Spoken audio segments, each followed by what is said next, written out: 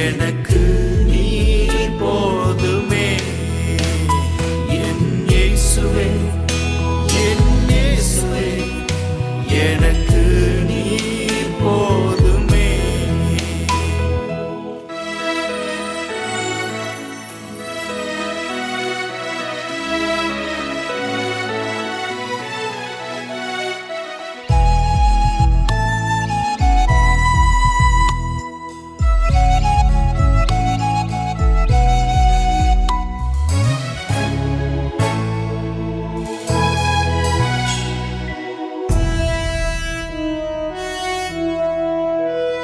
என்னை அழைத்தவர் நீரல்லவோ, எனக்கு தெரிந்தவரும் நீரல்லவோ. என்னை அழைத்தவர் நீரல்லவோ, எனக்கு தெரிந்தவரும் நீரல்லவோ. வேற துணையும் இல்லையே, வேற கதியும் இல்லையே, வேற துணையும் இல்லையே, வேற கதியும் இல்லையே. என் இயேசுவே, என் இயேசுவே, எனக்கு நீர் போதுமே. என் இயேசுவே, என் இயேசுவே, எனக்கு நீர் போதுமே.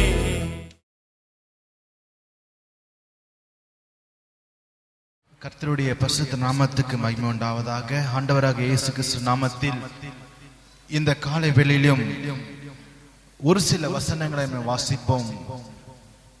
இந்த பூமியில வாழுகிற காலத்துல வேதம் சொல்லுகிற ஒரு காரியம், El Shaddai mother like God. Hallelujah. El Shaddai mother like God.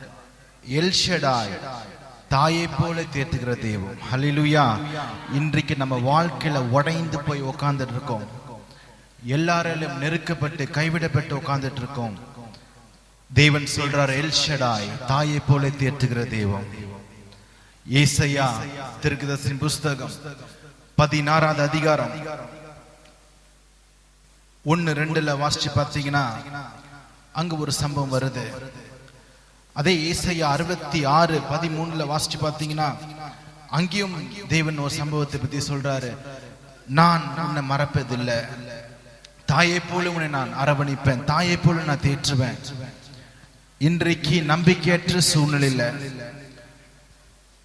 நாம் எல்லாராலும் நெருக்கப்பட்டு கைவிடப்பட்டு, பிள்ளைகள், மனைவி, கணவன் இப்படியாக கைவிடப்பட்டு இருக்கிற அந்த நிலைமையிலும் தேவன் சொல்லுகிற காரியம், என்னால் நீ மறக்கப்படுவதில்லை, தாயை போல தேற்றுகிற தெய்வம். ஹல்லேலூயா. உடைந்த உள்ளங்களை தேற்றுகிறவர், நொறுங்குண்ட இருதயங்களை, காயங்களை கட்டுகிறவர். இன்றைக்கும் தனிமையா இருக்கிற ஒரு சூழ்நிலையிலும் சரி, தேவனை போல தேற்றுகிறவர் யாருமே இல்லை.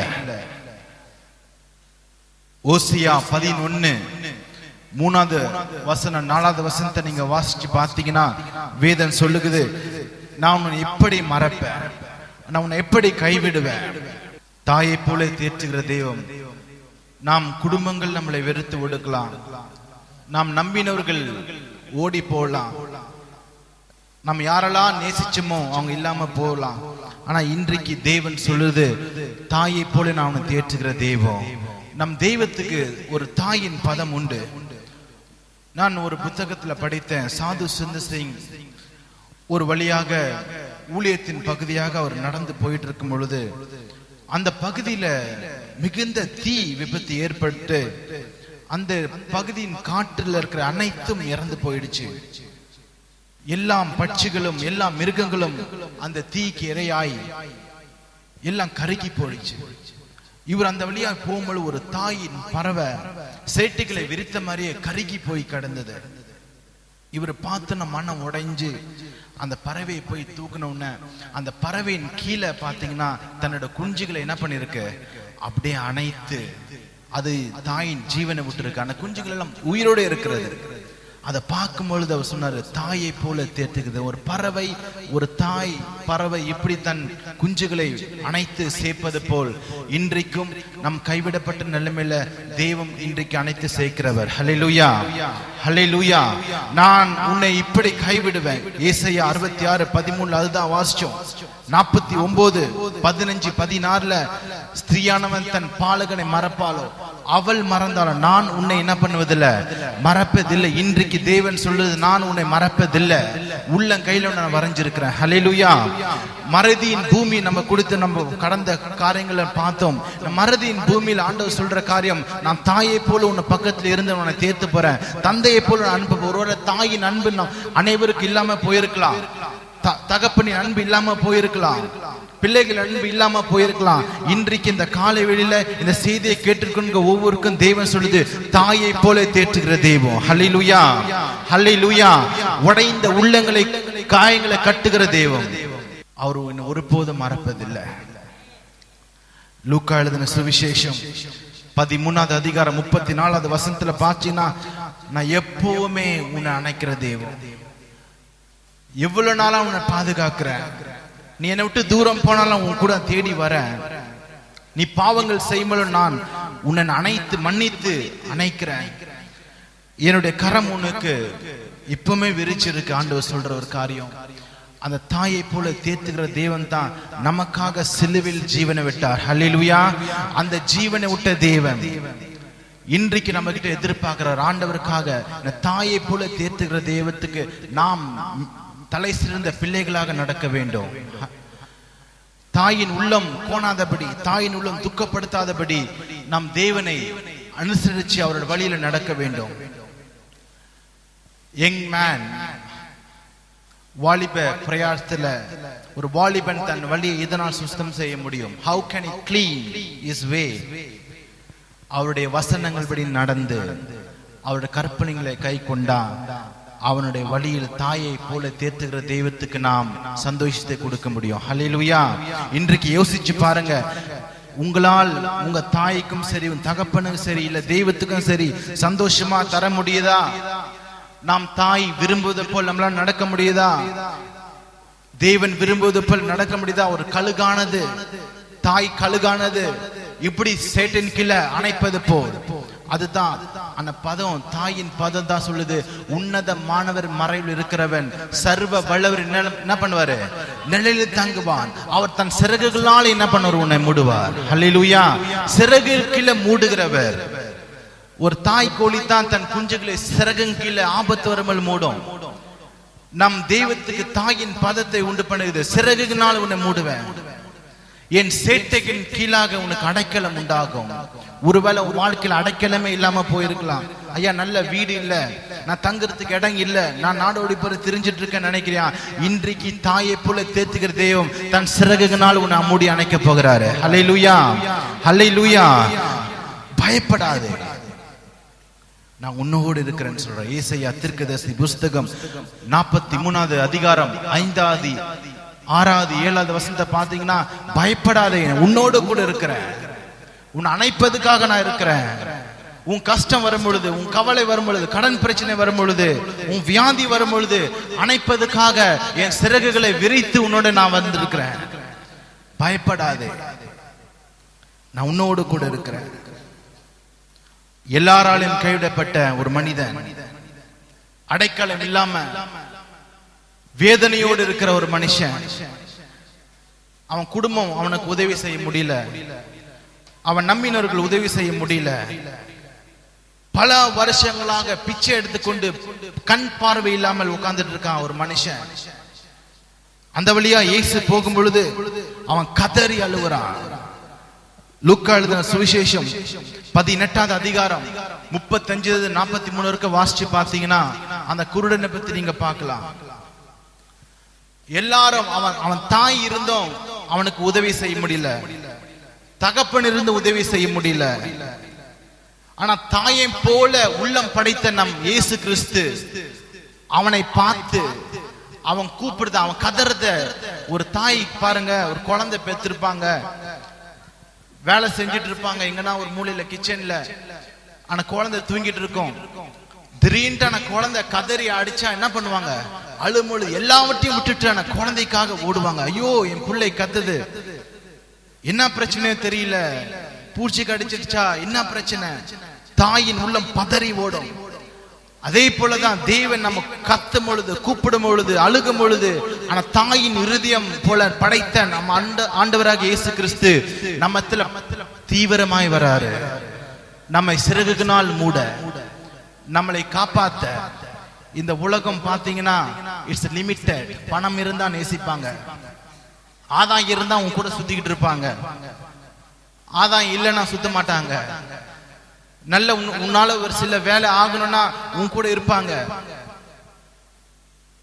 அதுக்கப்புறம் உன்னை விட்டுருவாங்க. ஆனா தாயை போல தேத்துகிற தெய்வம் அவர் சொல்றாரு, நீ பயப்படாதே, நான் உன்னோட கூட இருக்கிறேன். ஹல்லேலூயா. உன் வியாதி நேரத்துல உன்னோட கூட இருக்கிறேன். உன் கணவன் உன்னை கைவிட்டாலும் சரி, மனைவி உன்னை கைவிட்டாலும் சரி, பிள்ளைகள் உன்னை கைவிட்டாலும் சரி, நான் உன்னோடு கூட இருந்து உன் போகிற வழியெல்லாம் என் தூதர்களை வைத்து காப்பாத்துவேன். ஹல்லேலூயா. அந்த தெய்வத்துக்கு நம்ம எப்படி உண்மை உள்ளவர்களா இருக்க வேண்டும். இன்றைக்கு அந்த சிறகுனால் மூடுகிற அனுபவத்தை நம் ஒவ்வொருவரும் பெற வேண்டும். கர்த்தருக்குள் நம் பாடுகள் ஒரு நாளும் என்ன பண்ணாது, ஒரு நாளும் வீணாகாது. அவன் கதறான். 18வது அதிகாரத்தில் லூக்கால கதறான், தாவீதின் குமாரனே தயவு செய்து எனக்கு இறங்குங்க, யாருமே இல்ல, கதறி அழுவுறான். கருணை செய்யுங்க. அந்த கூக்குரல், அந்த கண்ணீரை, அந்த அங்கலாய்ப்பை கேட்ட தாயின் உள்ளம் படைத்த அருமை இரட்சகர் இயேசு கிறிஸ்துனால் அதுக்கு மேல போக முடியல. இன்றைக்கு நீ உள்ளத்துல அழுது கொண்டிருக்கலாம், உன் பிள்ளைகளுக்காக அழுது கொண்டிருக்கலாம். ஐயா நல்ல வேலை கிடைக்கல, திருமணம் ஆகல, குழந்தை இல்ல, நல்ல வீடு இல்ல, எல்லாராலும் நான் ஒதுக்கப்பட்டிருக்கிறேன், நீ அழுது கொண்டிருக்கலாம். இன்றைக்கு நீ கதறும் பொழுது அந்த அருள்நாதர் இயேசு உன்னை வரப்போகிறாரு. ஹல்லேலூயா. அவர் சிறகுகளை விரித்து வந்து உன் அணைக்கத்துக்கு ரெடியா இருக்கிறாரு. நீங்க ரெடியா இருக்கிறீங்களா? உடனே கிட்ட வந்து கேட்கிறாரு, நான் என்ன செய்ய வேண்டும் ஆண்டவரே? நான் பார்வையிட வேண்டும். அந்த தாயின் உள்ளம் மிகுந்த அத அண்டர்ஸ்டாண்ட் பண்ண முடிஞ்சது. இதுக்காக அவன் கத்துறான், இதுக்காக கூப்பிடுறான். இன்றைக்கும் நம்மள சில பேர் புரிஞ்சுக்க முடியாது. வியாதி நேரத்துல நம்ம கதறுவோம், நம்ம பிரச்சனை நேரத்துல அங்கலாய்ப்போம், அதை யாரும் புரிஞ்சுக்க மாட்டாங்க, பிள்ளைகள் புரிஞ்சுக்க மாட்டாங்க. வழியில துடிச்சிட்டு இருப்போம், மாத்திரை போட்டுட்டு கம்முன்னு உட்காருன்னு சொல்லுவாங்க. ஆனா தாயின் உள்ள படைத்த தெய்வம் உன்னை அப்படி விட மாட்டாரு. உனக்கு வந்து கிட்ட வந்து தம் சிறகுகளால மூடி உனக்கு தேவைகளை செய்து உன்னை ஆசீர்வதிப்பார். ஹல்லேலூயா, ஹல்லேலூயா. ஒரு தாயின் உள்ளம்தான், ஒரு தகப்பனின் உள்ளம்தான் பிள்ளைகளுக்கு வரும். பிள்ளைகளுக்கு அந்த இருதயத்தை நாம் புரிந்து கொள்ள வேண்டும். லூக்கா எழுதின சுவிசேஷம் 7வது அதிகாரம் 11-17 வரைக்கும் வாசிச்சு பார்த்தீங்கன்னா அவர் நம்மளால அறிஞ்சு கொள்ள முடியும். ஒரு மகன், ஒரு மகள், என் பிள்ளை எதுக்காக அழுகுறான் அவரால் அறிஞ்சு கொள்ள முடியும். நம்மளுடைய கூப்புரலை அவர் அழுது கொள்வார், அறிஞ்சு கொள்வார். நாயின் பட்டணத்து விதவை கதறி அழுகுறார். தாயின் ஒரு மகனை இழந்து, வாலிப மகனை இழந்து, ஆனா தாயின் உளத்தை ஒரு தாய் தான் அறிஞ்சு கொள்ள முடியும். பாடையை தூக்கிட்டு போறாங்க அவனை அடக்கம் பண்ணுறதுக்கு, யாருமே இல்ல. அவ பட்டணத்து வாசல்ல கதறி கதறி அழுது கொண்டு போறா. யாருமே அவள் அண்டர்ஸ்டாண்ட் பண்ணல. ஆனா தாயின் உள்ளம் படைத்த தேவன் அந்த தாயாரின் அழுகுரலை கேட்டு நீ பயப்படாதே, கிட்ட வந்து பாடையை தொட்டு அந்த பிள்ளையை உயிர்ப்பிச்சார். ஹல்லேலூயா.